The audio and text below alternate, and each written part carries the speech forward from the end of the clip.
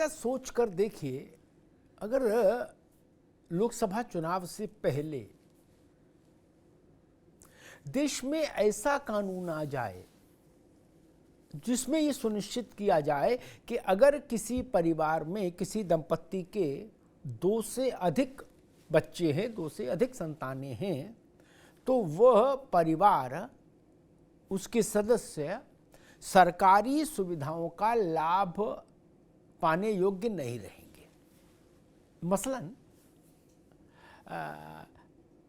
तमाम तरह की जो सामाजिक कल्याण की योजनाएं हैं, वो उज्ज्वला योजना से लेके और प्रधानमंत्री आवास योजना तक के जो तमाम सरकारी योजनाएं चलती हैं जनता के लाभ के लिए, उनसे उनको वंचित कर दिया जाएगा और कोई दंड नहीं। लेकिन अगर आप सरकारी योजनाओं का लाभ पाना चाहते हैं, लाभार्थी वर्ग में रहना है, इसको ऐसे समझिए, तो बच्चे 2 ही रखने होंगे परिवार में। अगर ऐसा कानून आ जाए तो कैसा रहे? यह केवल मैं नहीं कह रहा, भारत का विधि आयोग भी यही पूछ रहा है देश से कि अगर ऐसा कानून ले आए तो कैसा रहे, और वो भी यूनिफॉर्म सिविल कोड के साथ ही साथ ले आए। एक तीर से कई निशाने कह लीजिए, एक दवा से कई रोगों से मुक्ति कह लीजिए, जो फ्रेज आपको अच्छा लगे वो कह लीजिए। लेकिन अगर यूनिफॉर्म सिविल कोड के साथ साथ ये व्यवस्था भी देश में हो जाए तो जनसंख्या नियंत्रण को लेकर जो एक शिथिलता भारत में हमेशा रही, क्या उसका एक स्थायी उपाय मिल जाएगा? क्या देश के अंदर ये संदेश चला जाएगा कि भाई 2 ही बच्चे अच्छे हैं, ज़्यादा बच्चे रखेंगे तो आप सरकार से सब्सिडी का सिलेंडर भी नहीं पाएंगे, राशन भी मुफ्त नहीं पाएंगे, वृद्धावस्था पेंशन भी नहीं मिलेगी, आदि आदि आदि। भारत में लाभार्थियों का एक बड़ा वर्ग है, वो बहुत बड़ी आबादी है, और उसी आबादी में जनसंख्या का तुलनात्मक दृष्टि से विस्फोट ज्यादा है। 1977 में जनसंख्या को लेकर 1977 से पहले, माफ करिएगा, इंदिरा जी के समय में इमरजेंसी के दौरान जनसंख्या को लेकर जो एक सरकारी अति सक्रियता दिखी थी पूरे देश में, नसबंदी ऑपरेशन, उसका जो राजनीतिक परिणाम आया, उसने उसके बाद की राजनीतिक दलों और सरकारों को ठिठका दिया। सरकारों को लगा कि जनसंख्या नियंत्रण के मसले की ओर देखो नहीं, करना तो छोड़ो, काहे को कुर्सी गवाओ, आराम से रहो। उस आराम से रहो की सोच के चलते भारत की स्थिति ये हो गई कि 150 करोड़ से ऊपर की जनसंख्या आज मानी जा रही है। जनगणना तो अभी हुई नहीं, जब होगी तब देखी जाएगी, लेकिन अभी माना जा रहा है कि 150 करोड़ हम क्रॉस कर गए। भारत दुनिया का सर्वाधिक जनसंख्या वाला राष्ट्र, ये गर्व की बात नहीं, गौरव की बात नहीं, इस चिंतन की बात है, चिंता की बात है, और ये समस्या के भयावह रूप को प्रतिबिंबित करने वाली बात है, रेखांकित करने वाला तथ्य हो। तो अब इस पर रोक लगे तो लगी कैसे? केवल जन जागरण से तो रोक लगनी होती तो अब तक लगी गई होती, जन जागरण तो होता ही रहता है। नहीं तो क्या वास्तव में सरकार इस दिशा में गंभीर है?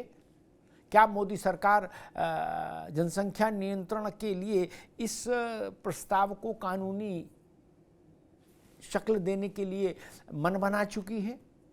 और क्या यूनिफॉर्म सिविल कोड और जनसंख्या नियंत्रण का इस ढंग का कानून देश को लोकसभा चुनाव से पहले मिल जाएगा? तमाम सवाल है, और उनके बीच में एक सवाल ये भी, जैसा आज समाजवादी पार्टी के एक सांसद एसटी हसन कह रहे थे कि यूनिफॉर्म सिविल कोड लागू पारित भी हो जाए, कानून बन भी जाए, फिर भी हम नहीं मानेंगे। ये जो वर्ग है, ये जो फिरका है, ये जो प्रजाति है देश में, इससे कैसे निपटेंगे, इसके लिए क्या करना होगा, ये भी खोजना होगा। क्योंकि जिन्हें यूनिफॉर्म सिविल कोड मंजूर नहीं, उन्हें जनसंख्या नियंत्रण भी मंजूर नहीं होगा। यही मसला महत्वपूर्ण है। तब इसकी भी तैयारी सरकार को करके रखनी होगी कि जो लोग इन कानूनों की अवहेलना करें, उनके साथ कौन सा दंड विधान लागू हो, ये भी एक बड़ा सवाल है। सब लोग कह रहे हैं कि हिंदुओं में कई ऐसी बिरादरियां, कई ऐसे समूह हैं जो यूनिफॉर्म सिविल कोड और जनसंख्या नियंत्रण दोनों के खिलाफ हैं। लेकिन ऐसा कोई जो जिन वर्गों की ओर इशारा किया जा रहा है, उन वर्गों से ये कोई नहीं बोल रहा आकर। ये बोल कौन रहे हैं? तौकीर रजा साहब, एसटी हसन। वो एसटी हसन और तौकीर रजा बता रहे हैं कि हिंदू इसके खिलाफ होंगे। ये भी एक बड़ा राजनीतिक पेच है, इसको भी समझना होगा। बार बार कहा जा रहा है कि भाई खास तौर पर मुस्लिम राजनेता और मुस्लिम धर्मगुरु अब इस बात को उठा रहे हैं कि हिंदुओं में इसका बड़ा भारी विरोध होगा। हिंदू अब नहीं कह रहे कि हम विरोध करेंगे, लेकिन तौकीर रजा बता रहे हैं कि ये अंतिम संस्कार हो जाएगा। एसटी हसन, इस तरह के जो लोग हैं, ये मैं समझ नहीं पा रहा। भाई जिसको विरोध करना होगा वो अपनी बात खुद नहीं रखेगा। और इसमें तो ऐसा कोई प्रस्ताव भी नहीं है। जो लॉ कमीशन ने अपना दस्तावेज जारी किया है, उसमें उसने जनसंख्या नियंत्रण के लिए एक सुझाव ये रखा कि भाई जिसके 2 से ज्यादा संतान हो एक समय कट ऑफ ईयर के बाद, जिस परिवार में, उस परिवार को सरकारी सुविधाओं से वंचित किया जाए। लाभार्थी वर्ग से फिर वो बाहर आ जाएगा, नॉर्मल सिटीजन हो जाएगा, लाभार्थी वर्ग में नहीं रहेगा। ऐसा तो कहा नहीं आयोग ने अभी कि उनका मताधिकार ले लो, जैसा उत्तराखंड में शायद वैसा ही सिफारिश हो। लेकिन राष्ट्रीय स्तर पर तो इतनी सी बात है, तो इसमें क्या समस्या है? इस देश में जवाहरलाल जी के समय में, फजील भाई को याद होगा, जवाहरलाल जी के समय में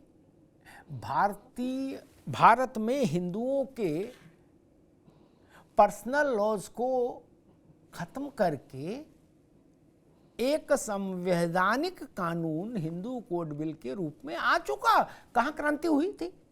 कहां क्रांति हुई थी? किसी ने क्रांति की थी? कहीं रक्तपात हुआ था? कहीं ट्रेन बंद की गई थी? नहीं ना, कहीं तोड़फोड़, कुछ नहीं हुआ था।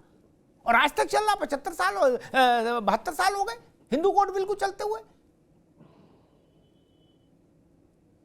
तो तब तौकीर रजा के जो पुरखे थे या एसटीएसएन के पुरखे थे, वो लोग तो थे ना, इसलिए ये तर्क ठीक नहीं। फजील अहमद साहब,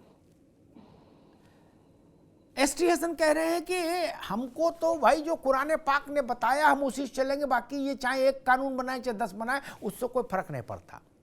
कानून से हमारे ऊपर फर्क नहीं पड़ेगा, हम तो उसी रास्ते चलेंगे। एक तो मसला ये, और दूसरा मेरा मसला ये कि जनसंख्या पर अगर देश को कुछ भी कदम उठाना है तो मुझे नहीं लगता इससे बेहतर कोई कदम हो सकता, क्योंकि जन जागरण से तो कुछ हवाना हुआ नहीं।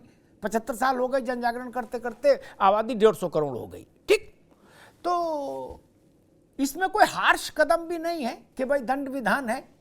ये कहा गया कि आपके 2 से ज्यादा संतान होंगी तो जो सरकारी योजनाओं के लाभ मिलते हैं, उन दायरे से आप बाहर आ जाएंगे। फजील अहमद ने जो बात कही उसमें तथ्यात्मक गलतियां हैं, कुछ उनको याद नहीं रहा होगा, या ये फेसबुक और व्हाट्सएप का भी आजकल बड़ा लोचा है। लोग इसकी बात को भी सही मान के कोट कर दे रहे हैं, बाद में फंस जा रहे हैं। उत्तर प्रदेश में चरण सिंह जमींदारी उन्मूलन लागू करा गए। ठीक, एक बात तो समझ लो। दूसरी बात ये समझ लो, 3 बातें बताऊंगा हमेशा के लिए, फजील अहमद साहब का क्लियर हो जाएगा इस विषय पर दृष्टिकोण। दूसरी बात, आचार्य विनोबा भावे ने देश भर में भूदान आंदोलन जब जो चलाया था, उसमें लाखों लाख एकड़ जमीन गरीबों के नाम गई। तीसरी बात मैं कहता हूं, फजील अहमद साहब की बड़ी अच्छी बात है, उनके मन में गरीबों के लिए अचानक से जो दर्द जागा, उसका स्वागत होना चाहिए कि दलित को, अरे रुको भाई, कि दलित को जमीन क्यों नहीं है। ठीक, मैं एक सुझाव देता हूं, अब फजील अहमद और अमिताभ अग्निहोत्री सरकार तो है नहीं, हम तो सुझाव ही दे सकते हैं, तो हम भी देते हैं एक सुझाव। जितनी संपत्ति जामा मस्जिद के इमाम परिवार के पास है, उसको गरीब जो नमाज पढ़ने आते उनमें बांट दो इस शुक्र को। क्या यही शुरू करो, यही शुरू करो ना।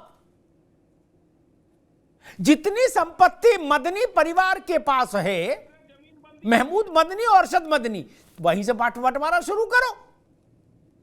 चैरिटी बिगिंस एट होम, जे हो जाएगी। चलो इस काम में लगो भाई, ये अच्छा काम है।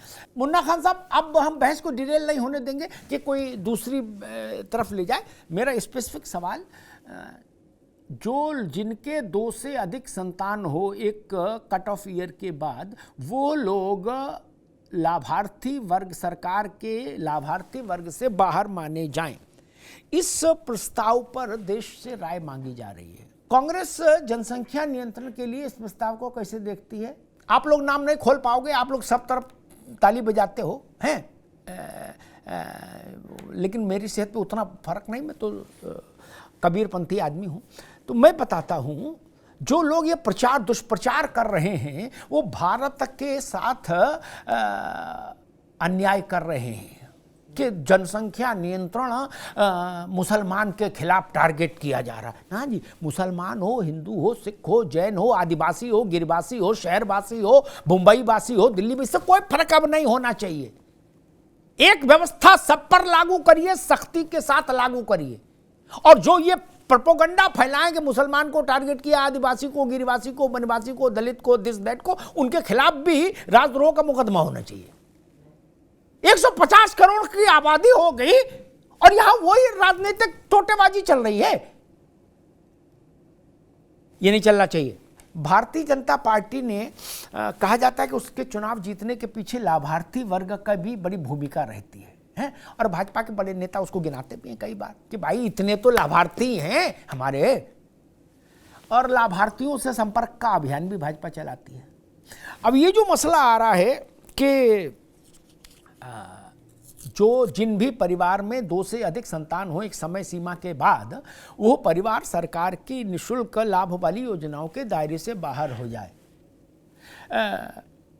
आपको लगता है इससे जो आपका लाभार्थी वर्ग है वो पॉलिटिकली आपको हिट कर सकता है?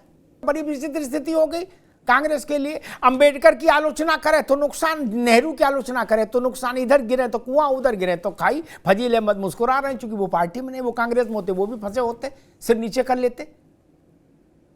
क्या करेंगे भाई? लेकिन सच तो सच रहेगा, वो किसी के हाथ तो से अभी आएंगे मुन्ना खान आएंगे। आप गंभीर स्थिति में फंस गए हैं और एक नया विवाद और चल रहा, मैं उस पर जाना फजील अहमद अभी, मैं उस पर आज बहस नहीं करूंगा, नहीं तो बहस भटक जाएगी। अमेरिका ने 1973 में कुछ डॉक्यूमेंट्स डिक्लासिफाइड किए थे। फजील अहमद मेरे बहस में ये सब में अभी नहीं, अभी जब आपसे पूछे तब, उसमें डिक्लासिफाइड फाइल में पंडित जी की, इंदिरा जी के साथ एक यूएस विजिट का मजमून है। क्या उस पत्र में क्या खाएंगे, कैसे खाते हैं, क्या पिएंगे, कैसे पिएंगे प्रधानमंत्री, सब वो मसला है, वो भी बड़ा गंभीर है, देखिएगा पब्लिक डोमेन में है। खैर, रावत जी, एक सांसद ये कहे जिसने शपथ ली हो संसद में, मेंबर में जब चुन के आए हो, वो ये कहे कि भाई कोई कानून बना दो, कोई कानून बना दो, हम तो कुरान पाक के हिसाब से ही चलेंगे, कानून से नहीं चल सकते। सांसद, कोई सामान्य व्यक्ति बोले, बात समझ में आती है नहीं? बिल्कुल ठीक है। जो उस सभा का सदस्य है, जो सभा कानून बनाएगी, वही कह रहा कि भाई हमारे ठेंगे से, फिर लेकिन वो सांसद ये कहता है कि हिंदू के जो पूजा स्थल विधेयक है, उस कानून को कोई मत छूना, क्योंकि वो कानून हमें पसंद है। क्या ये वाले कानून ठेंगे पे, वो वाला कानून पसंद है? रावत साहब, ये तो मामला बड़ा गड़बड़ है। एसटीएस साहब ने कहा कि भाई ये चाहे जितने कानून बना दे, हमारे ऊपर किसी कानून से फर्क नहीं पड़ता। उनका हमारे लिए तो कुरान पाक ही है। तो अब सवाल खड़ा होता है कि देश की 12%, 15%, 17% जो भी आबादी है, क्या वो कुरान पाक से चलेगी या संविधान से चलेगी? ये एक बड़ा क्लैश बार बार खड़ा होता है। एक पहले सवाल सुन लो फिर आप उत्तर देना। बार बार ये सवाल खड़ा होता है कि संविधान और कानून एक तरफ और धार्मिक किताब एक तरफ, उसमें टकराव पैदा करने की स्थिति क्यों की जाती है बार बार? फजील अहमद ने 2 तर्क दिए, वो दोनों तर्क लचर हैं इस नाते। अस्पृश्यता निवारण कानून, वो ऐसी पिक्चर पेंट कर रहे हैं फजील अहमद जो असत्य है, भ्रामक है। उसमें कोई भी जाके शिकायत करे, फजील अहमद की गिरफ्तारी हो जाएगी 5 मिनट में। कानून तभी तो लागू होगा ना जब कोई शिकायत करने जाएगा। आप दहेज के डाउरी एक्ट में शिकायत कराइए, गिरफ्तारी हो जाएगी। किसी गोलमोल बात कर रहे हो? किसी गोलमोल बात कर रहे हो? यही दुष्प्रचार है जो एसटी हसन करते हैं, कभी कभी फजील अहमद करते हैं, कभी मदनी जी कर देते हैं।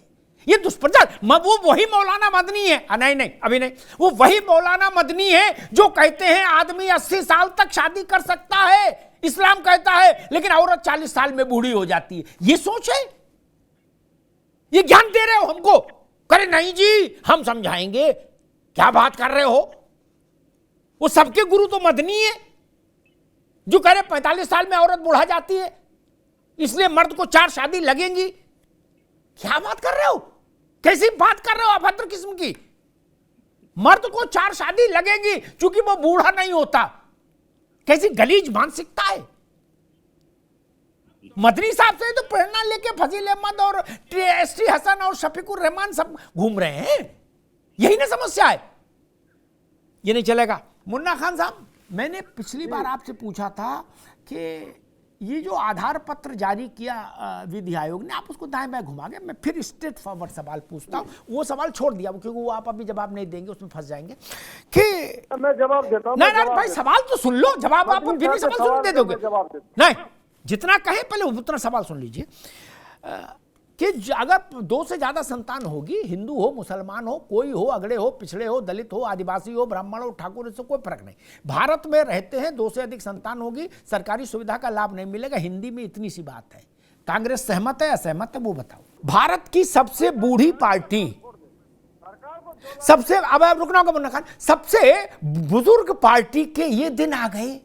वो मौलाना अरशद मदनी की बयान की तरफदारी कर रही हिंदुओं में आसाराम इसीलिए हो जाते हैं कि 4 शादी की छूट नहीं है। वो हमारे यहाँ चूंकि 80 साल तक घोड़ा रहता है मर्द, इसलिए 4 शादियां उसको लगेंगी। बताइए, डूब मरना चाहिए कांग्रेस की। जवाहरलाल की पार्टी है।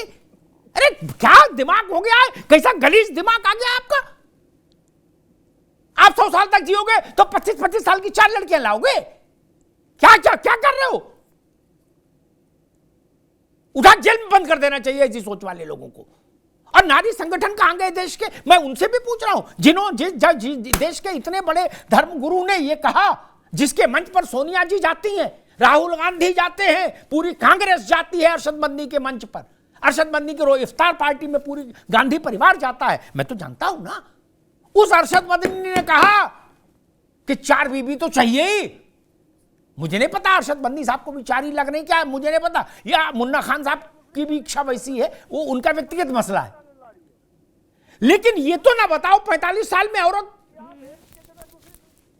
अरे जीवित जागृत नारी 45 साल में आपने खत्म कर दी। रावत साहब, ये तो भाई बड़ी अभद्रता है। और कोई बोल देता तो अब तक जाने कितने लोग मोमबत्ती लेके निकल पड़े होते। यहां कोई अगरबत्ती भी नहीं जला रहा। रावत साहब, ये तो पूरी मातृशक्ति का अपमान है। 45 में खारिज कर दिया मौलाना ने। मौलाना 45 के बाद कुछ नहीं। गजब है। और वो कोई सेक्सोलॉजिस्ट हैं कि वो शरीर विज्ञानी है जो कह रहे कि मर्द तो 80-90 साल तक टनाटन है। वो एम्स में डॉक्टर है क्या? किसी अभद्र किस्म की ये टिप्पणी है। मुझे मूछ में समस्या नहीं, मूछ रखो चाहे पूछ रखो, लेकिन ये बातें नहीं चलेंगी भारत में कि औरत 45 साल में बेकार हो जाती है। अजब बात है, ये सिखाया जा रहा है। और मैं हैरान हूं, तो हलाला है। मैं हैरान हूं, किसी पार्टी ने कुछ नहीं बोला, समाजवादी पार्टी ने इस पर कुछ नहीं बोला। ममता जी आज खुद महिला हैं, उम्रदराज महिला हैं, वो भी नहीं बोली। मायावती जी उम्रदराज महिला हैं, वो भी नहीं बोली। सबके मुंह में दही जम गया। सोनिया जी उम्रदराज महिला हैं, वो भी नहीं बोली कि भाई मदनी ऐसे कैसी बात बोल रहे हो। कोई बोलने को तैयार नहीं, क्योंकि अरशद मदनी ने कहा ये बात एच एस रावत बोल देते तो इनका घर फूंकने को सब लोग चले जाते। बिल्कुल ठीक कहा। बोले रावत जी का घर फूंको और इनको 6 इंच छोटा करो। वो था ना, सरतन से जुदा, सरतन से जुदा। मदनी जी पर कुछ सांस भी नहीं ले रहा। अरे भाई यही कह देते फजील अहमद कि हम जाएंगे शाम को आईटीओ और मदनी साहब को समझाएंगे कि दादा बुढ़ापा है, अब ऐसी बातें मत बोला करो। इतना तक बोलने को तैयार नहीं। कह रहे मदनी साहब ने तो ठीक ही किया, आसाराम बापू बनाए क्या। ये गंदी मानसिकता है, ये यौनिक मानसिकता से ऊपर उठिए। आपका सारा दिमाग वहीं लगा रहता है एक ही चीज में। ये तरीका ठीक है। आनंद दुबे, कांग्रेस कह रही है कि भाई आपके पास मेजॉरिटी है, आप लाइए जो लाना है। आप बार बार प्रपोजल या बार बार चर्चा छेड़कर डरा रहे हैं। वो इतने ही बोल के ठहर जाती कांग्रेस के एक खास वर्ग को डरा रहे हैं। जब उससे पूछो खास वर्ग का नाम ले दो तो वो कहती नहीं नाम ठीक नहीं। लेकिन ना ओपन सीक्रेट है वो क्या कहना चाह रहे हैं। लेकिन अब चूंकि आजकल राजनीति दूसरे ढंग की हो गई, इसलिए वो डर भी रहे हैं कि नाम लेना से नुकसान हो जाएगा। तो ये बात तो ठीक है, जब आपके पास वो खुद परमिशन दे रहा है, विपक्षी दल स्वीकृति दे रहा है कि धुआंधार कानून लाइए, आपके पास बहुमत है, वो करे, लेकिन डराइए नहीं। मतलब कानून ले आइए, कानून की चर्चा पहले मत करिए, ऐसा कहना चाह रहे हैं शायद वो। मसला ये कि किसी ने ये नहीं कहा कि अरशद मदनी ने गंदी बात कही, खराब बात भी नहीं कही, गंदी बात कही, कोई नहीं बोला क्या। और संविधान का झंडा लिए सब घूम रहे हो। आप सावरकर को गाली देने में रुचि रख रहे हो, लेकिन ये नहीं कह रहे कि मौलाना गलत बोल रहे हो, 90 साल तो तुम्हारी उम्र हो गई, इस उम्र में शादी की इच्छा रख रहे हो क्या? नहीं। और अच्छा हम करें, आप इच्छा रखो, अपने घर में जो चाहे करो, काला पीला। ये तो ना बोलोगे औरतें 40-45 में सबके घर में मां बहन बेटी हैं, वो 50 साल की हो जाएंगी तो उनका अस्तित्व तो नकार दिया जाएगा महिलाओं का। इसीलिए यूनिफॉर्म सिविल कोड जरूरी है जो अरशद मदनी को समझा पाए कानून, और इसीलिए जनसंख्या नियंत्रण कानून जरूरी है। फजील अहमद खान चातुर्य का इस्तेमाल करके दलित को आगे करते हैं। पहले भी बस वक्तव्य में उन्होंने नहीं, अभी रुकना होगा, अभी आप आपके पास नहीं आएंगे, आप दोबारा नहीं आएंगे, अब आगे आपका 4 टर्म होगा। मैं कहता हूं जो वो नहीं बोल पाए, भूल गए, मैं सब जोड़ देता हूं। दलित, आदिवासी, ब्राह्मण, ठाकुर, सवर्ण, अगड़ा, पिछड़ा, मुसलमान, पसमानदा, सबके ऊपर नियम एक सा लागू होगा। अब बोलने के लिए कुछ नहीं बचा, आनंद लो। ठीक, सबके ऊपर एक सा नियम लागू हो, बात खत्म हो गई। अब बार बार काय को सियासत करते घूमो सब लोग। बोले हम दलित ले आए, बोले हम अपर कास्ट ले आए, हम पिछड़ा वर्ग ले आए, पसमानदा, ये कुछ नहीं। शेख से लेके अंसारी तक सब पर लागू हो ये कानून, उसी का रास्ता प्रशस्त हो रहा है। देश के मुसलमान को एसटी हसन के साथ खड़ा होना चाहिए या कानून के साथ खड़ा होना चाहिए? एसटी हसन कह रहे हैं कानून 1 नहीं 10 ले आओ, हमारे ऊपर फर्क नहीं पड़ता, हम वही करेंगे, वही मानेंगे जो कुरान पाक में कहा गया है। इसको बुरा लग जाएगा, उसको बुरा लग जाएगा, वो वोट नहीं देगा, वो दूसरे को वोट दे देगा, वो हरा देगा, वो जिता देगा। इस ड्रामा में भारत ने 75 साल गंवा दिए। तमाम चेतावनियां आई कि खाने की संकट हो जाएगा, पानी का संकट हो जाएगा, पूरे विश्व का 4% पानी हमारे पास है क्या, और आबादी कितनी है? कल पानी के लिए संघर्ष हो जाएगा। दुनिया का एक इलाका ऐसा है जिसको नो वाटर लैंड घोषित कर दिया गया ऑफिशियली, अफ्रीका में। हम लोग सियासत करते रहेंगे और कहेंगे भाई जनसंख्या पर कोई फैसला नहीं करें। कांग्रेस की बुद्धि को क्या हो गया? लालू यादव के कितने बच्चे, प्रधानमंत्री कितने भाई बहन, इसकी चर्चा आप कर रहे हो आज? किसी ने आपत्ति उठाई क्या लालू जी के बच्चों पर? नहीं ना, कुछ कोई उठाएगा भी नहीं। क्यों उठाएगा? नहीं उठाना चाहिए, क्यों उठाएगा? और जो मैं कह रहा हूं कि बाल मन हो तो माफ कर दें। आप तो बूढ़ी पार्टी हो, आपको तो समझ ज्यादा होनी चाहिए। मुश्किल ये ना, अभी एनर्जी वेस्ट नहीं करो ना खान साहब, अभी रुको। कांग्रेस को समझना क्यों नहीं समझ आया कि जनसंख्या पर जो कानून प्रस्तावित है वो कानून पिछले समय से लागू नहीं होगा राव साहब। वो कानून 1-1.5 साल का के बाद जिस दिन कानून आएगा वो 1-1.5 साल के आगे की समय सीमा तय करेगा। जैसे मान लीजिए फरवरी 2024 में कानून आया, मैं बता दूं कांग्रेस को उससे सुविधा रहेगी आगे बहस में जाने के लिए हर जगह, फजील साहब को भी अच्छा लगेगा। अगर 2024 फरवरी में मान लीजिए कानून आया, नहीं अब आएंगे नहीं आपके पास, तो इस पर लक्ष्मण रेखा खींची जाएगी मार्च 2025, ठीक। इसलिए ये प्रोपेगेंडा मत फैलाइए लालू जी का और इसका उसका, ये सब क्या करना चाहते हैं आप? कहीं आप दलित को ले आके आप उसके पीछे खड़े हो जाते हो, कहीं आदिवासी के पीछे छुपना चाहते हो। आप अपनी मंशा बताओ ना भाई। दलित अपनी बात खुद कर लेंगे, आदिवासी खुद कर लेंगे, सवर्ण खुद कर लेंगे, ओबीसी खुद कर लेंगे। आप अपना तो बोलो। आप अपना बोल नहीं रहे, आप अपने मंशा को उनके चेहरों के पीछे छुपा रहे हो। भारत में आदिवासी राष्ट्रपति, तब आदिवासियों पर फजील अहमद की बात, मुन्ना खान की बात, आनंद दुबे की बात क्यों सुनेंगे हम? भारत ने महामहिम बनाया उनको। करे जी आदिवासी नाराज हैं जनसंख्या कानून से। आपको किसी ने चिट्ठी लिखी? आपके घर आए आदिवासी? कैसे प्रचार फैला रहे हो? बोले जी दलित नाराज हैं। अच्छा जी, दलित आए आपके पास?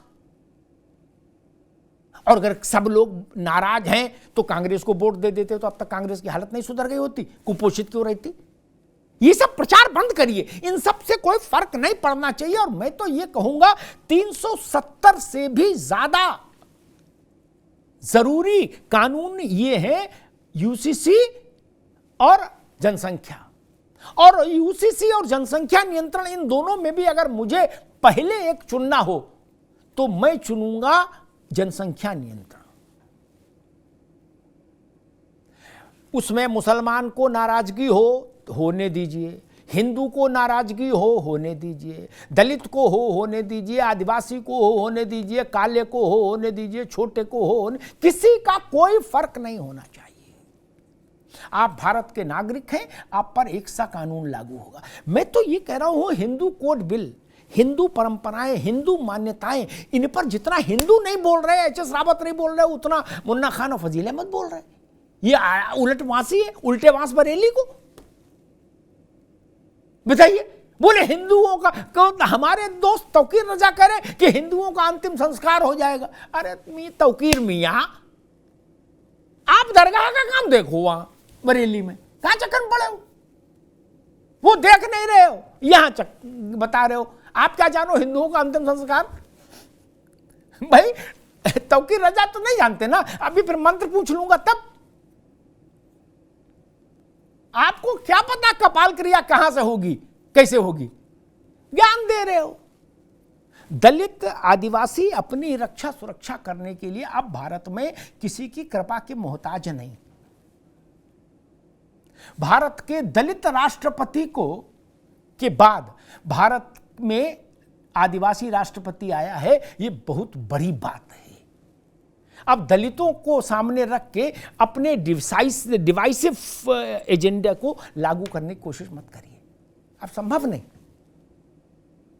अब वो संभव ही नहीं कि दलित नाराज है। भाई आपको चिट्ठी लिखी तो आप बताओ कि 50 लाख दलितों ने हमसे संपर्क किया, बताइए। नहीं ना, ये प्रचार नहीं करिए। और बार बार जो कहा जा रहा है, टारगेट किया जा रहा है एक वर्ग को, आपके मुंह में घी शक्कर, चलो आप ही की बात मान लेते हैं, तो उस वर्ग को आके बोलना चाहिए कि हम कानून के साथ हैं, झंझटी खत्म, संकट कटे मिटे सब पीड़ा, फिर तो झंझटी खत्म। एसोसिएशन को बोलना चाहिए था, वो करे जी कितने भी कानून बना लो। शफीकुर रहमान बर्क करे कि ये तो अल्लाह की नेमत है, बगिया में कितने भी फूल खिल सकते हैं। ये सब वही स्कूल है मदनी साहब वाला।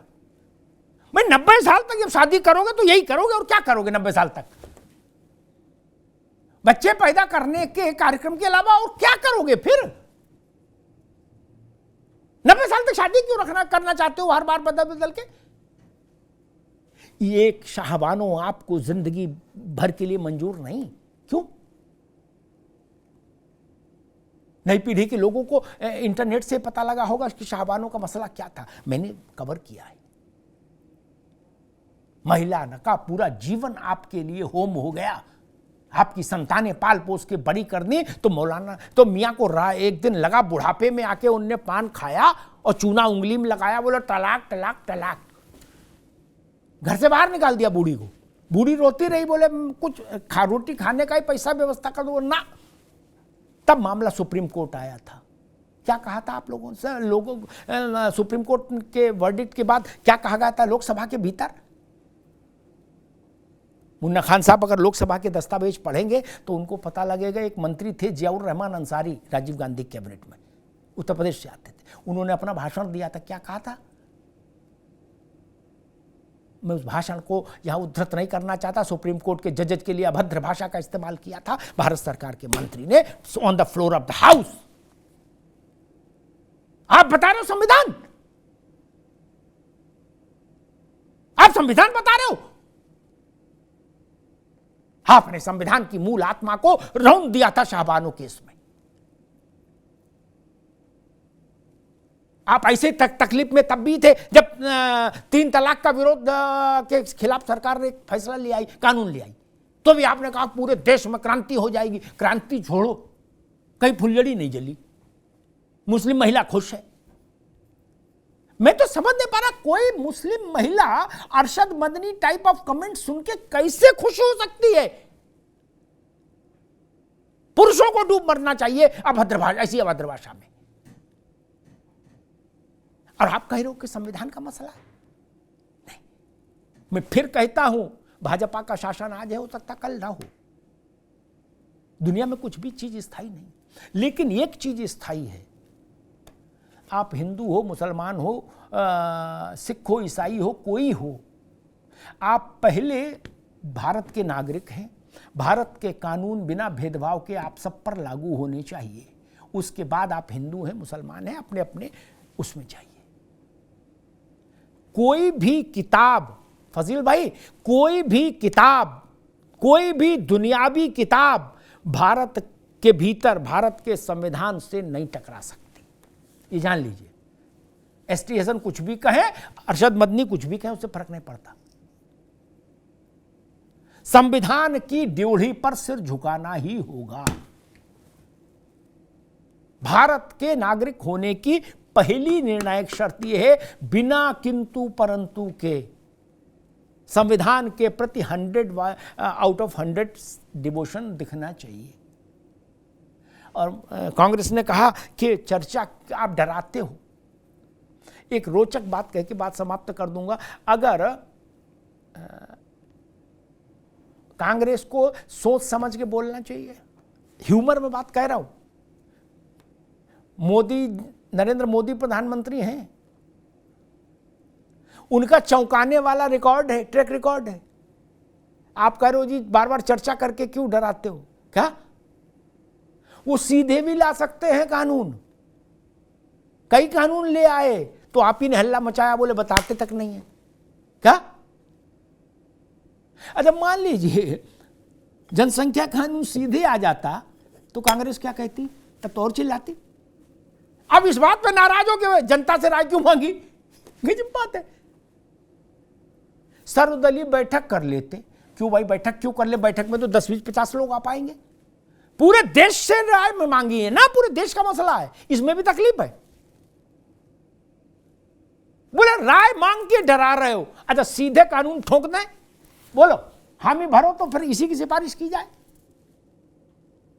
कि भाई सीधे कानून ले आओ, वो पूछा बताई नहीं। अगर कांग्रेस की ऐसी सदिच्छा है और कांग्रेस को लग रहा है कि ऐसे महत्वपूर्ण कानूनों में देरी नहीं होनी चाहिए, तो मैं भारत सरकार से, भारतीय जनता पार्टी की लीडरशिप से कहूंगा, विपक्ष की इस बात पर गौर कर लीजिए। सटासट कानून ले आइए, 1 हफ्ते में सारे जरूरी कानून लाके केस खत्म करिए। लेकिन फिर शर्त यह होगी, कांग्रेस को समर्थन करना होगा। फिर यह नहीं चलेगा आलोचना वाला काम। और इस बात को कह के बात समाप्त कर दूंगा। मैं सबसे अपेक्षा करूंगा कि मदनी साहब के बयान पर मौन नहीं रहना चाहिए। वो पार्टी का मसला नहीं, वो हिंदुस्तान की आधी आबादी के सम्मान और अस्तित्व का मसला है। आपकी सोच क्या है? वो सोच गंदी है, माफ करिएगा। उस पर भाजपा कांग्रेस नहीं होना चाहिए, सबको विरोध करना चाहिए था। और खास तौर पर सोनिया जी, ममता बनर्जी, मायावती जी, जो भी महिला लीडरशिप है भारत की, उसको उस पर रिएक्ट करना चाहिए था। धन्यवाद।